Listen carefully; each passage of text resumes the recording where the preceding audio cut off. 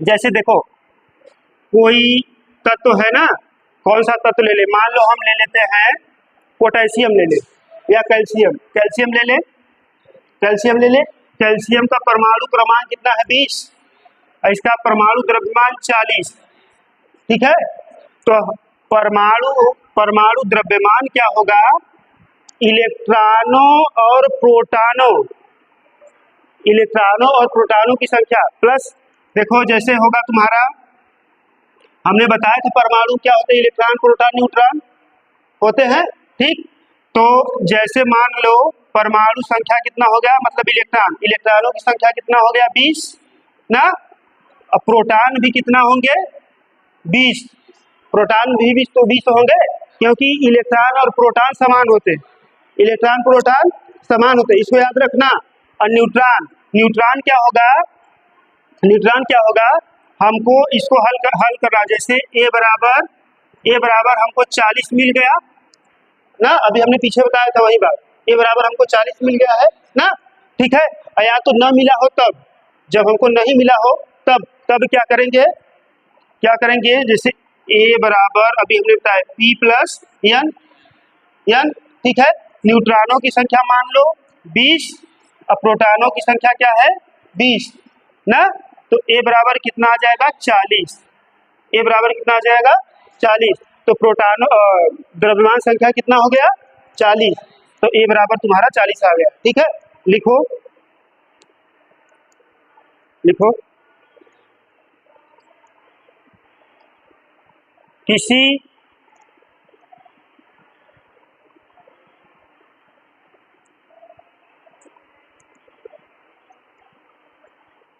किसी तत्व में उपस्थित प्रोटॉनों एवं न्यूट्रॉनों, प्रोटॉनों एवं न्यूट्रॉनों के योग को, प्रोटॉनों एवं न्यूट्रॉनों के योग को परमाणु द्रव्यमान या परमाणु संख्या, इंग्लिश में एटॉमिक मास कहते हैं। ठीक, परमाणु संख्या या परमाणु द्रव्यमान दोनों एक ही चीज है, या एटॉमिक मास इंग्लिश में कहते हैं, एटॉमिक मास कहते हैं।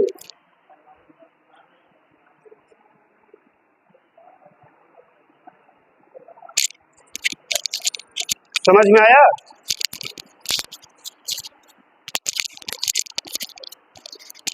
गिर जा रहा है यार, लग रहा है।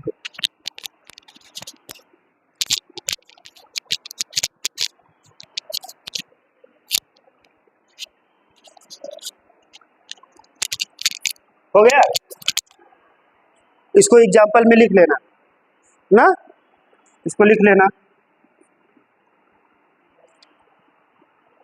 और यहाँ पर कैल्शियम आएगा, आता है, इस सवाल भी हल करने के लिए आएगा। इलेक्ट्रॉन प्रोटॉन न्यूट्रॉन पूछेगा, तुमको तत्व दे देगा, उसके बाद पूछेगा कि इलेक्ट्रॉनों की संख्या किसी तत्व में, मतलब दिए गए तत्व में इलेक्ट्रॉनों प्रोटॉनों की संख्या बताइए, या कहेगा इलेक्ट्रॉनों की संख्या बताइए, न्यूट्रॉनों की संख्या बताइए, इसे पूछेगा। ठीक है, हो गया, लिख लो। सुभाष, ये इलेक्ट्रॉन, इलेक्ट्रॉन का साइन ऐसे ही होता है ना, इलेक्ट्रॉन का साइन ऐसे होता है, प्रोटॉन पर प्लस हो जाता है ऐसे।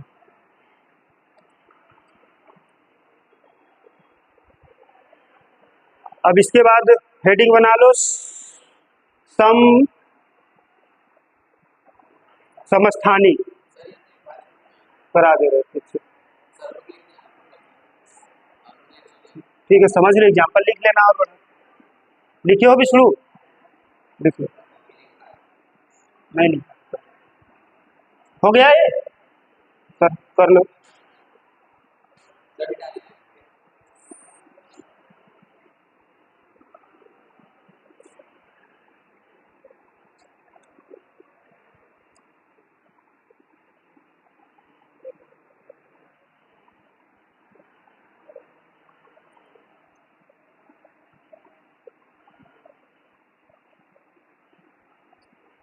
समस्थानिक, इंग्लिश में लिखो आइसोटोप, समस्थानिक, समस्थानिक इंग्लिश में आइसोटोप, आइसोटोप, ठीक, समस्थानिक आइसोटोप।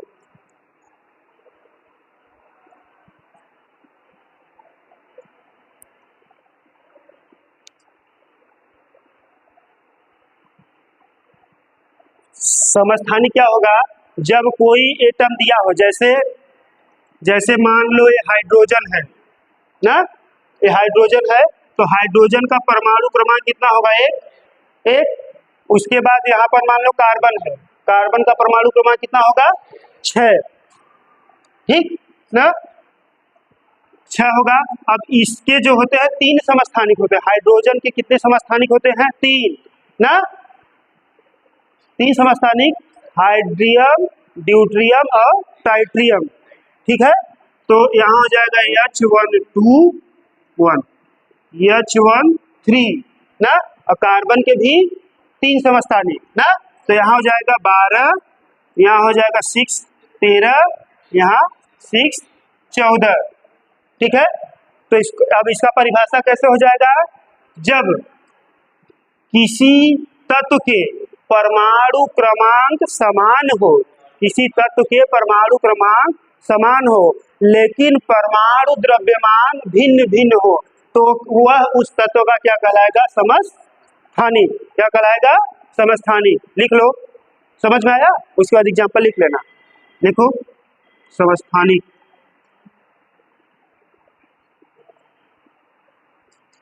किसी तत्व का परमाणु क्रमांक समान हो, किसी तत्व का परमाणु क्रमांक समान हो,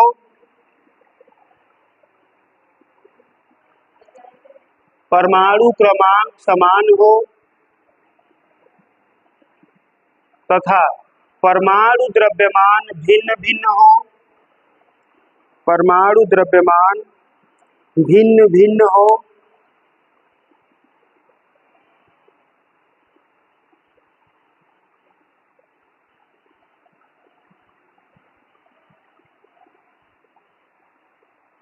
वह उस तत्व का समस्थानिक कहलाता है। एग्जाम्पल में लिख लो,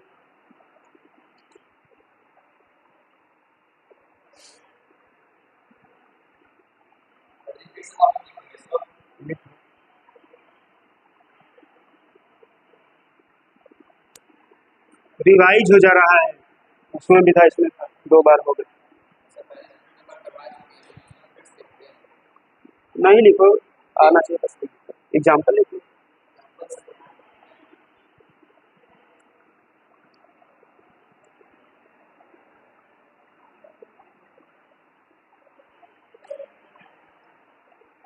इसके बाद अगला हेडिंग बनाना संभारित, संभारित आइसोबार, हाँ आइसोबारिक या आइसोबार, आइसोबार। इसमें होगा, इसका एग्जाम्पल देख लो, जैसे पोटेशियम है, पोटेशियम का परमाणु क्रमांक 19 होता है, ठीक है, पोटेशियम का परमाणु क्रमांक 19 और कैल्शियम का भी परमाणु क्रमांक 20 होता है, लेकिन परमाणु द्रव्यमान 40 ही होता है, ठीक है। अब इसमें एक तत्व और ले ले, जैसे पोटेशियम कैल्शियम हो गया ना, ये 37 है, 2, बस 2 ही को देखो, ये हो गया। तो अब इसका क्या है, परमाणु क्रमांक जो है वह भिन्न भिन्न है, परमाणु क्रमांक भिन्न हो और परमाणु द्रव्यमान समान हो, तो क्या कहलाएगा, समभारी। लिख लो, देखो, जब किसी तत्व के परमाणु क्रमांक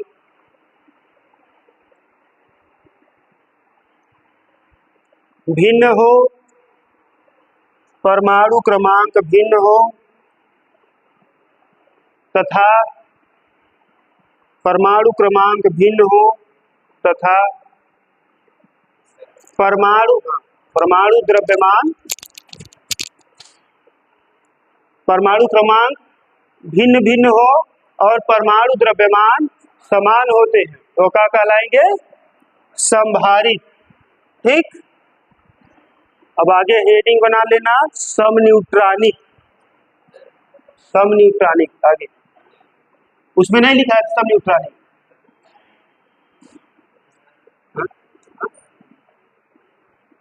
समन्यूट्रॉनिक लिख।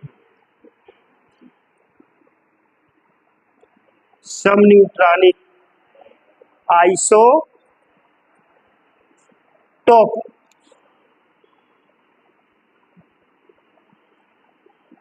आइसोटोन समन्यूट्रॉनिक समन्यूट्रॉनिक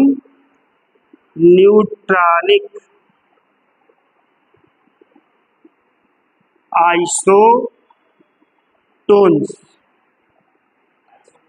आइसोटोन वह आइसोटोप था, आइसोबार था, अब आइसोटोन।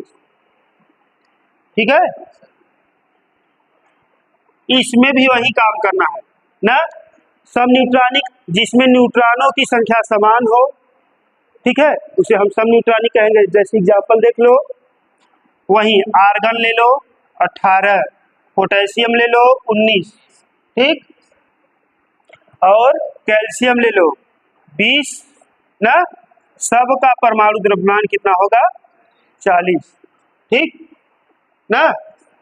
अब हम इसको कैलकुलेट करेंगे तो A बराबर क्या होता है? N plus P. N plus P, हाँ उसका भी 40। ठीक है, देखो यहाँ 40 हो गया, प्रोटॉनों की संख्या कितना है? 18। ठीक है ना, तो N बराबर कितना आ जाएगा? N बराबर 40 माइनस 18 तो कितना आ जाएगा? N बराबर 22 ना। ठीक है, और इसमें देखो, इसमें कितना आ जाएगा? 22 एक 21।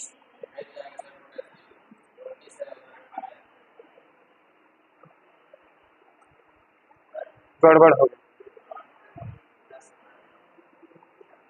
न्यूट्रॉनों की संख्या समान होना चाहिए, तो इसमें होगा 38 होगा। ठीक है, हाँ 38 होगा। ये दोनों एग्जाम्पल देखो, 38 और 40 ना। देखो यही गलती हो गया। अब इसमें क्या है? 38 है और n का मान निकालना है। P बराबर 18 तो n बराबर कितना आ जाएगा? 20 ना। उसमें भी वही हो जाएगा, A बराबर n प्लस P, तो A बराबर 40, n निकालना है, P का मान कितना है? 20, तो n बराबर 20। ठीक है, A ना, जिसमें न्यूट्रॉनों की संख्या समान हो उसे समन्यूट्रॉनिक लिख लो। इसमें परिभाषा लिखो,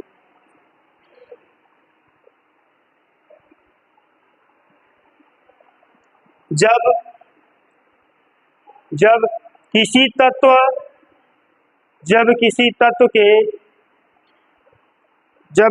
तत्व के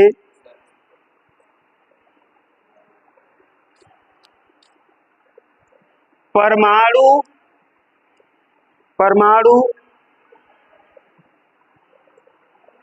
द्रव्यमान में उपस्थित न्यूट्रॉनों की संख्या समान हो तो वह उस तत्व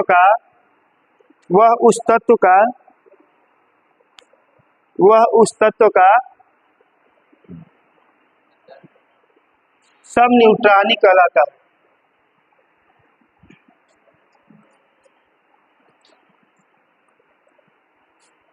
देखो यहाँ है ना, इसका दिया है आर्गन का परमाणु क्रमांक 18 है, 39.94 दिया है तो इसको हमने 40 मान लिया। और कैल्शियम, कैल्शियम का 40 है, 40.07, तो इसका भी 40 माना जाता है। तो अब इसमें न्यूट्रॉनों की संख्या समान हुआ, इसलिए हम इसको कहेंगे सम न्यूट्रॉनिक। ठीक है, अगला हेडिंग आपका रहेगा रदरफोर्ड का परमाणु मॉडल। कितना टाइम है? अगला हेडिंग रहेगा रदरफोर्ड का परमाणु मॉडल। किताब में है रदरफोर्ड का परमाणु मॉडल? बंद कर दो।